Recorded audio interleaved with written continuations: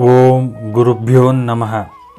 ಸರ್ವಮಂಗಳಮಾಂಗಲ್ಯೇ ಶಿವೆ ಸರ್ವಾರ್ಥಸಾಧಿಕೆ ಶರಣ್ಯೇ ತ್ರ್ಯಂಬಕೆ ಗೌರಿ ನಾರಾಯಣಿ ನಮೋಸ್ತುತೆ. 6ನೆಯ ಅಧ್ಯಾಯ. ಮಹಾಲಕ್ಷ್ಮಿಯು ಶೂಲದಿಂದ ಚಕ್ಷುರನನ್ನು ಸಂಹರಿಸಿದ್ದು. ಶೌನಕರೇ ಕೇಳಿ, ದೇವಿಯ ಸಮಕ್ಷಮ ನಿಂತು ಹೋರಾಡಿದ ಯಾರೂ ಬದುಕಲಿಲ್ಲ. ಉಳಿದ ಸೈನ್ಯವು ಹೆದರಿ ಓಡಿಹೋಯಿತು. ರಣರಂಗದಲ್ಲಿ ಬಿದ್ದಿದ್ದ ಸಾಲು ಸಾಲು ಹೆಣಗಳನ್ನು ನೋಡಿ ಚಕ್ಷುರಾಖ್ಯ ರಾಕ್ಷಸನು ತಲೆಯ ಮೇಲೆ ಕೈಯಿಟ್ಟು ಕುಳಿತು, ಶಿವ ಶಿವ, ರಾಕ್ಷಸರ ಕಾಲಗತಿ ಹೇಗಿರುವುದೋ, ಎಂದೂ ರಾಕ್ಷಸರಿಗೆ ಇಂಥ ಪರಾಭವ ಉಂಟಾಗಿರಲಿಲ್ಲ. ರಸಿಲೋಮನೂ ರುದ್ರಗ್ರನೂ ಮಡಿದರು. ಇದು ಬಹಳ ಆಶ್ಚರ್ಯವಾಗಿದೆ. ಅಲ್ಲದೆ ಆ ಅಸಂಖ್ಯಾತ ರಾಕ್ಷಸರನ್ನು ಕೊಂದಿದ್ದಾಳೆ. ಇವಳು ನಿಜವಾಗಿಯೂ ಅಸುರರಿಗೆ ಮೃತ್ಯುವೇ ಹೌದು. ಇವಳು ಸ್ತ್ರೀಯಲ್ಲ ಎಂದು ನುಡಿದು ಬಿಲ್ಲನ್ನು ಹಿಡಿದನು. ಚಕ್ಷುರನು ಬಿಲ್ಲನ್ನು ಹಿಡಿದು ನಿಂತು ಓಡಿ ಹೋಗುತ್ತಿದ್ದ ರಾಕ್ಷಸರಿಗೆ ಧೈರ್ಯ ಹೇಳಿ ಹಿಂದಕ್ಕೆ ಕರೆದನು. ತಕ್ಷಣವೇ ಸೈನ್ಯವೆಲ್ಲ ಒಂದುಗೂಡಿತು. ಸಾಲು ಸಾಲಾಗಿ ಸಹಸ್ರಾರು ಛತ್ರಗಳು ಸಜ್ಜಿತವಾದವು. ಗಜ ಹಯಗಳೆಲ್ಲ ಬಂದವು. ರಥಗಳು ಸಿದ್ಧವಾಗಿ ರಾಕ್ಷಸರ ಮಹಾವೀರರು ದೇವಿಯೊಡನೆ ಯುದ್ಧ ಮಾಡಲು ಸಿದ್ಧರಾದರು. ಚಕ್ಷುರನು ಕಪ್ಪು ಮೋಡವು ಮಳೆ ಸುರಿಸುವಂತೆ ದೇವಿಯ ಮೇಲೆ ಬಾಣಗಳನ್ನು ಎಡಬಿಡದೆ ಬಿಟ್ಟನು. ಅವನು ಬಿಟ್ಟ ಬಾಣಗಳೆಲ್ಲವೂ ದಶದಿಕ್ಕುಗಳನ್ನು ತುಂಬಿದವು. ಅವೆಲ್ಲವೂ ದೇವಿಯ ಕಿರೀಟದ ಮೇಲೆ ಕಿಡಿಗಳನ್ನು ಉಗುಳಿದವು. ರಾಕ್ಷಸನ ಶರಗಳ ಘಾತ ಶಬ್ದಕ್ಕೆ ಪರ್ವತಗಳು ಉರುಳಿದವು, ಸಮುದ್ರಗಳು ಉಕ್ಕಿದವು. ದೇವಿಯು ತನ್ನೆಡೆಗೆ ಬರುತ್ತಿದ್ದ ಬಾಣಗಳ ಸಮೂಹವನ್ನು ನೋಡಿ ಬತ್ತಳಿಕೆಯಿಂದ ಶಾರ್ಗ್ನ ಪಿನಾಕವನ್ನೆರಡೂ ತೆಗೆದು ಬಿಲ್ಲಿನಲ್ಲಿ ಹೂಡಿ ರಾಕ್ಷಸನ ಆ ಬಾಣಗಳನ್ನು ಕತ್ತರಿಸಿ ಹಾಕಿದಳು. ಚಕ್ಷುರಾಖ್ಯನು ಮತ್ತೆ ಆಕೆಯ ಮೇಲೆ ಸಹಸ್ರಾರು ಬಾಣಗಳನ್ನು ಒಮ್ಮೆಲೆ ಸುರಿಸಿದನು.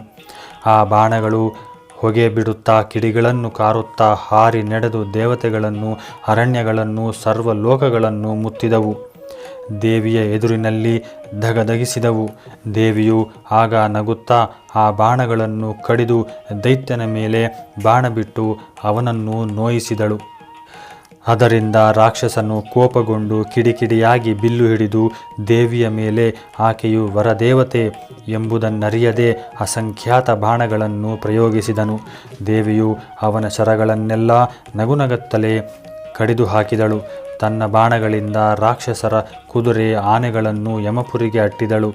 ಚಕ್ಷುರಾಖ್ಯನು ದೇವಿಯ ಬಾಣಘಾತದಿಂದ ಮೂರ್ಛೆ ಬಿದ್ದನು. ದೇವಿಯು ರಾಕ್ಷಸರನ್ನು ಅಪಾರ ಸಂಖ್ಯೆಯಲ್ಲಿ ಕೊಂದು ಹಾಕಿದಳು. ದೇವತೆಗಳು ಹರ್ಷಿತರಾದರು. ಸ್ವಲ್ಪ ಹೊತ್ತಿನಲ್ಲಿಯೇ ಚಕ್ಷುರಾಖ್ಯನು ಮೂರ್ಛೆಯಿಂದ ಎದ್ದನು.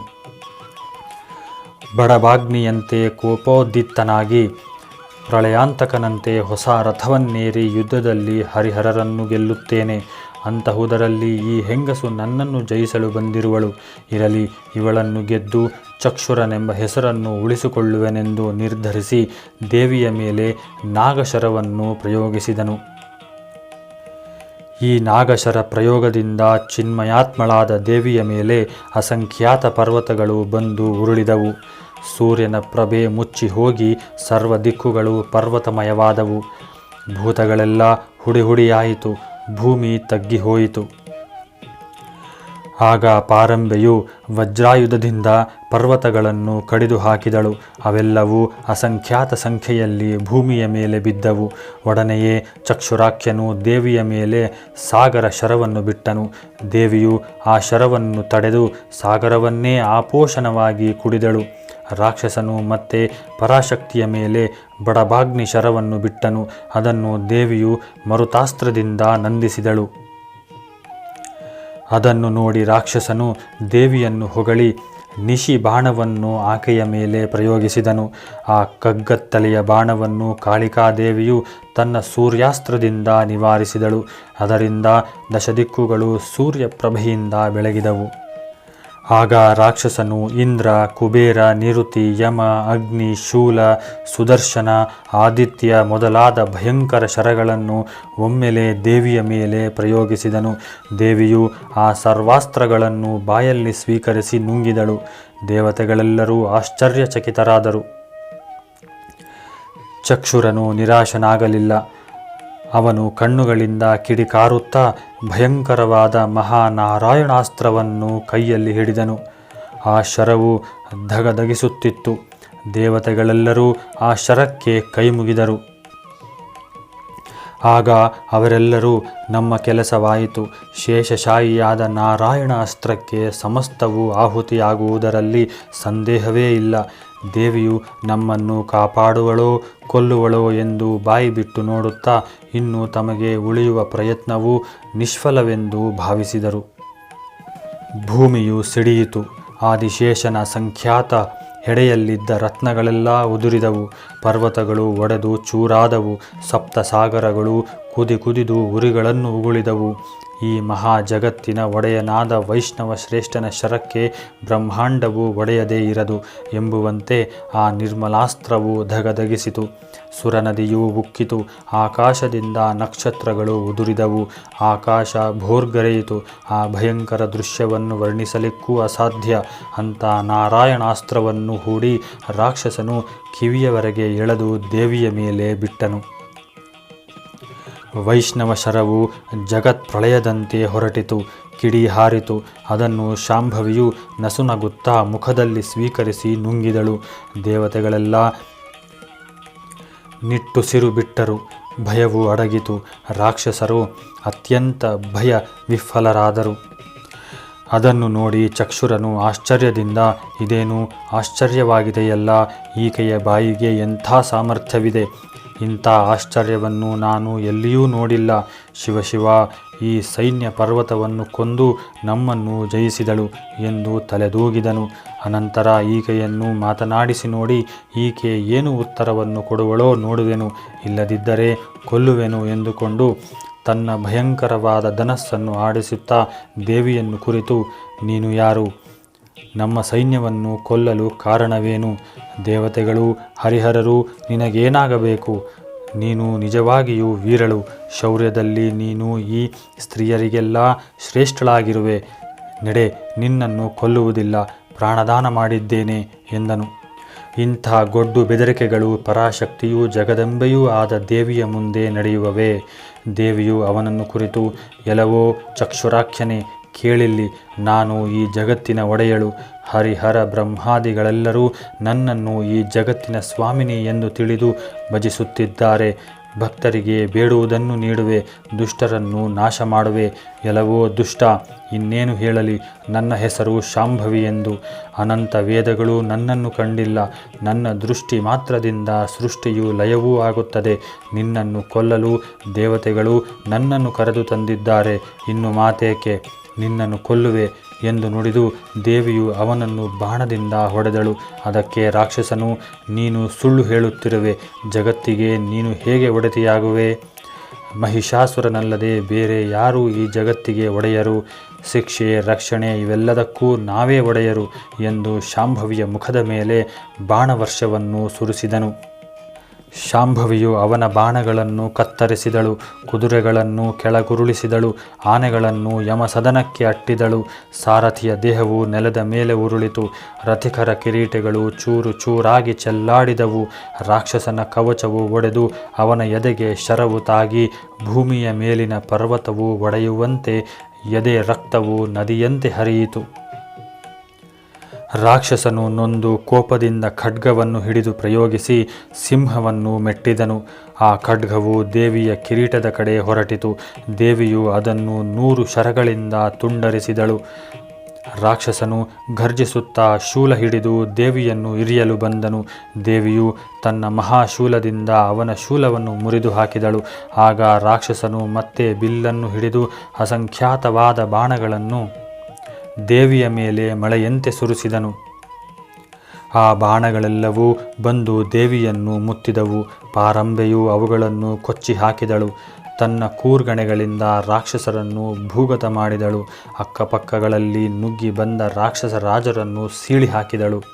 ಇದನ್ನು ನೋಡಿ ಚಕ್ಷುರಾಖ್ಯನು, ಈ ಹೆಂಗಸು ನಮ್ಮ ಮಾನವನ್ನು ತೆಗೆದಳು, ನಾನು ಇವಳ ಗೌರವವನ್ನು ತೆಗೆಯುವೆನೆಂದು ಮಾಯೆಯನ್ನು ಕವಿಸಿದನು. ಮಾಯೆಯಿಂದ ಅಸಂಖ್ಯಾತ ಸಿಡಿಲುಗಳು ಸಿಡಿದವು. ಒಡನೆ ಸಹಸ್ರಾರು ಸಂಖ್ಯೆಯಲ್ಲಿ ರಾಕ್ಷಸ ವೀರರು, ವೃಕ್ಷ, ಸಿಂಹ, ಶರಭ, ಸರ್ಪಾದಿಗಳು ಬಂದು ದೇವಿಯನ್ನು ಮುತ್ತಿದವು. ಕಗ್ಗತ್ತಲೆ ಮುಸುಕಿತು. ಮಳೆ ಸುರಿಯತೊಡಗಿತು. ಬಿರುಗಾಳಿ ಬಿರ್ರನೆ ಬೀಸಿತು. ಮಿಂಚು ಥಳಥಳನೆ ಹೊಳೆಯುತ್ತಲಿತ್ತು. ಜೊತೆಗೆ ಎಡೆಬಿಡದೆ ಸಿಡಿಲು ಸಿಡಿಯುತ್ತಲಿತ್ತು. ಹೀಗೆ ಪಾರಂಬೆ ರಾಕ್ಷಸರಿಂದ ಮುತ್ತಲ್ಪಟ್ಟಳು. ಚಕ್ಷುರನು ರಥವನ್ನೇರಿ ಬೊಬ್ಬೆಯಿಟ್ಟು ಶರಪ್ರಯೋಗ ಮಾಡಿದನು. ಮತ್ತೆ ಮರುಕ್ಷಣದಲ್ಲಿಯೇ ಭೂಮಿಯ ಮೇಲೆ ನಿಂತು ಬಾಣ ಬಿಟ್ಟನು. ಒಡನೆ ಆಕಾಶಕ್ಕೆ ಹಾರಿ ಅಲ್ಲಿಂದ ಜಗನ್ಮಾತೆಯ ಮೇಲೆ ಬಾಣಗಳನ್ನು ಸುರಿಸಿದನು. ವೃಷಭನೇ ಕೇಳು, ಪಾರಂಬೆ ಸ್ವಯಂ ಮಾಯೆಯಲ್ಲವೇ? ಆಕೆಯ ಮುಂದೆ ಯಾವ ಮಾಯೆ ತಾನೇ ನಡೆದೀತು? ರಾಕ್ಷಸನ ಮಾಯೆಯೆಲ್ಲ ಸುಳ್ಳಿನ ಮಾಯೆಯಾಯಿತು. ಬರೀ ತೋರಿಕೆಯ ಮಾಯೆಯಾಯಿತು. ಆ ಮಾಯೆ ಕ್ಷಣ ಮಾತ್ರದಲ್ಲಿ ಬದಲಾಯಿತು. ರಾಕ್ಷಸನು ಬಯಲಿಗೆ ಬಂದನು. ಒಡನೆ ದೇವಿಯ ಮೇಲೆ ಶರವರ್ಷ ಮಾಡಿ ಶೂಲ ಹಿಡಿದು ನುಗ್ಗಿದನು. ಸಿಂಹವನ್ನು ಭಯಂಕರವಾಗಿ ತಿವಿದನು. ಕೂಡಲೇ ದೇವಿಯು ಅವನ ಶೂಲವನ್ನು ಕತ್ತರಿಸಿ ಶಿವನ ತ್ರಿಶೂಲದಿಂದ ಬಲವಾಗಿ ಅಸುರನನ್ನು ತಿವಿದಳು. ತ್ರಿಶೂಲವು ಎದೆಗೆ ನಾಟಿತು. ರಾಕ್ಷಸನು ಭೂಮಿಯ ಮೇಲೆ ಬಿದ್ದನು. ಅದನ್ನು ಕಂಡ ರಾಕ್ಷಸರು ದ್ವಿಗುಣ ಬಲದಿಂದ ದೇವಿಯ ಮೇಲೆ ಬಿದ್ದರು. ದೇವಿಯು ಕೆಲವರನ್ನು ಖಡ್ಗದಿಂದ ಕಡಿದು ಹಾಕಿದಳು. ಮತ್ತೆ ಕೆಲವರನ್ನು ಭಯಂಕರವಾದ ಗದೆಯಿಂದ ಅಪ್ಪಳಿಸಿದಳು. ಕೆಲವರನ್ನು ಮುಸಲದಿಂದ ಯಮಪುರಿಗೆ ಅಟ್ಟಿದಳು. ಕೆಲವರನ್ನು ವಜ್ರಾಯುಧದಿಂದ ಕೊಂದಳು. ಕೆಲವರನ್ನು ಚಕ್ರದಿಂದ ಧರಣಿಯ ಮೇಲೆ ಮಲಗಿಸಿದಳು. ಹೀಗೆ ಆ ರಾಕ್ಷಸ ಸೈನ್ಯವೆಲ್ಲವನ್ನೂ ಮಹಾಲಕ್ಷ್ಮಿಯು ನಾಶ ಮಾಡಿದಳು. ಚಕ್ಷುರಾಖ್ಯನು ಸತ್ತ ಸ್ಥಳದಲ್ಲಿ ಸುತ್ತಲೂ ಅವನ ಸೈನಿಕರ ಹೆಣಗಳು ಲೆಕ್ಕವಿಲ್ಲದಷ್ಟು ಬಿದ್ದು ರಕ್ತದ ನದಿ ಹರಿಯುತ್ತಿತ್ತು. ಭೂತಗಳು ದೇವಿಯನ್ನು ಅರಸುತ್ತಾ ಕುಣಿದಾಡುತ್ತಿದ್ದವು.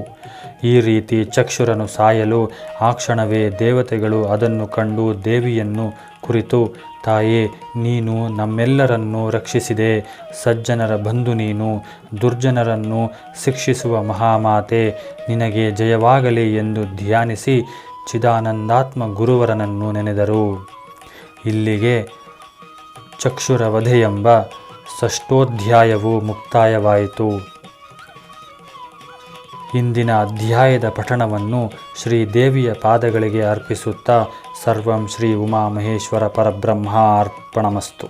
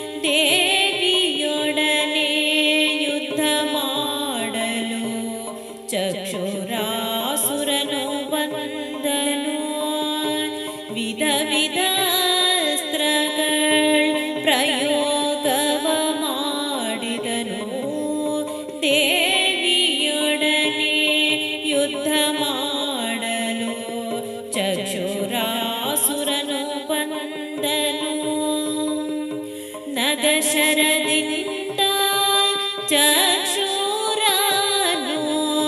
ಪರ್ವತವ ಉರುಳಿಸಲು ನಗಶರದಿಂದ ಚಕ್ಷುರನು ಪರ್ವತವ ಉರುಳಿಸಲು ವಜ್ರಾಯುಧದಿ ತ್ರಿಪುರಾಂಬೆಯು ಪರ್ವತಗಳನ್ನೆಲ್ಲ ಕಡಿದು ಹಾಕಿದಳು. ವಜ್ರಾಯುಧದಿ ತ್ರಿಪುರಾಂಬೆಯು ಪರ್ವತಗಳನ್ನೆಲ್ಲ ಕಡಿದು ಹಾಕಿದಳು. ಬಿಡದೆ ಯೋಧವ ಮಾಡಿದ ಚಕ್ಷುರ ತನ್ನ ಮಾಯೆಯ ಬೀಸಿದಾಗ ಬಿಡದೆ ಯೋಧವ ಮಾಡಿದ ಚಕ್ಷುರ ತನ್ನ ಮಾಯೆಯ ಬೀಸಿದಾಗ ಕತ್ತಲೆ ಮುಸುಕಿ ಮಳೆಯು ಸುರಿಯುತ್ತ ಬಿರುಗಾಳಿ ಬೀಸಿತು. ಬಿಡದೆ ಯೋಧವ ಮಾಡಿದ ಚಕ್ಷುರ ತನ್ನ ಮಾಯೆಯ ಬೀಸಿದಾಗ ದುಷ್ಟ ಅಸುರರು ಕ್ರೂರ ಪ್ರಾಣಿಗಳು ದೇವಿಗೆ ಬಲಿಯಾಗಿ ಮೃತವಾದವು. ದುಷ್ಟ ಅಸುರರು ಕ್ರೂರ ಪ್ರಾಣಿಗಳು ದೇವಿಗೆ ಬಲಿಯಾಗಿ ಮೃತವಾದವು. ದೇವಿಯು ಪಿಡಿದ ಶಿವನ ತ್ರಿಶೂಲಕ್ಕೆ ಚಕ್ಷುರ ಮಾಡಿದು ಬಿದ್ದನು. ದೇವಿಯು ಪಿಡಿದ ಶಿವನ ತ್ರಿಶೂಲಕ್ಕೆ ಚಕ್ಷುರ ಮಾಡಿದು ಬಿದ್ದನು. ದೇವಿ ಮಹಾತ್ಮೆಯ ಪಾಡೋಣ, ದೇವಿ ಪಾದಕ್ಕೆ ಎರಗೋಣ. ಶರಣಂ ಶರಣಂ ಜಗದಂಬಾ, ಶರಣಂ ಶರಣಂ ತ್ರಿಪುರಾಂಬಾ.